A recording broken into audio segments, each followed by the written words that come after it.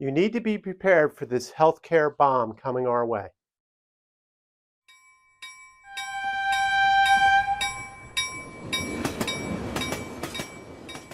Welcome, everyone, to another edition of the Highball Advisors Railroad Retirement Whiteboard.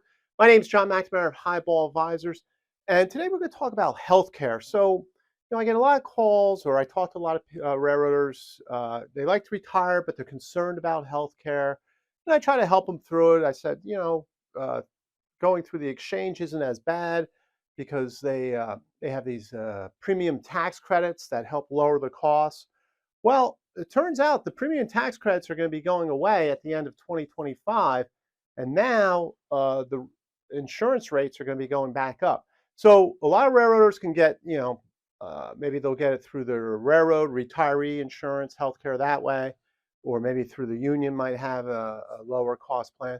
But some railroaders, right, they have to go out and get health insurance on their own, and most of them wind up in the exchange, right? The Affordable Care Act exchanges. So let's just go through this here and just kind of show you the magnitude of what we're looking at here. So you have the Affordable Care Act, right? That's the Obamacare that started this whole thing. And then what they did with the Inflation Reduction Act is they created these premium tax credits, right, during COVID, but they're set to expire in 2025. And what that does is they give you off your taxes the ability to write off some of that healthcare insurance. All right. So 92% in the who were on the Affordable Care Act qualified for the premium tax credits. So basically, that's just about everybody. Okay. So this is a big thing here. So what did it do? It lowered the caps on the premiums, right? Allowed people at 100% or 150% over the poverty level to actually pay zero for the silver plan. All right. And then up to 400% of the poverty level, you could still qualify for some of these premium tax credits. All right. So once again, I think what's going on is they're getting everybody into the Affordable Care Act. They have these premium tax credits. Now we're all going to be on this here, but these tax credits are going away as of right now in 2025. So the average monthly premium was 32% lower than in 2021, right? Because they're giving you these tax credits. So you haven't really heard that much in lately about, oh, my Obamacare or my Affordable Care exchange premiums are going up. Well, they've actually been 32% lower since 2021 because they're being subsidized by the government. All right, so we've got a problem here. So let me give you an example.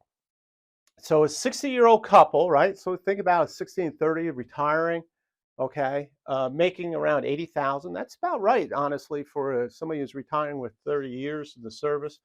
Okay, they're at 405% of the poverty level. So their monthly premium would triple from currently $567 a month, right, to $2,026. That's just the national average. However, on the Affordable Care Act, it's based on the state level, all right? So just to give you a really dramatic example for somebody in West Virginia, right? It's based on U.S. states. West Virginia, they might be paying the same person, might be a couple, paying $6,800 a month. They're going to go up to $43,000 without any premium tax credits. So as you can see, whoa, that kind of blows out the plan. $80,000, half of it's on that. So that's an extreme case, right? But I wanted to show you that. So I wanted to raise this. So what you got to really think about is developing a healthcare plan and getting that in your financial plan going forward.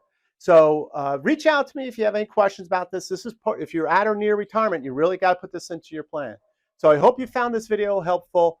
Feel free to put in some comments. I'll make notes of that. And please subscribe to my channel. Until next time, everyone, please stay safe, stay on track, and take care. So long, everybody. Bye.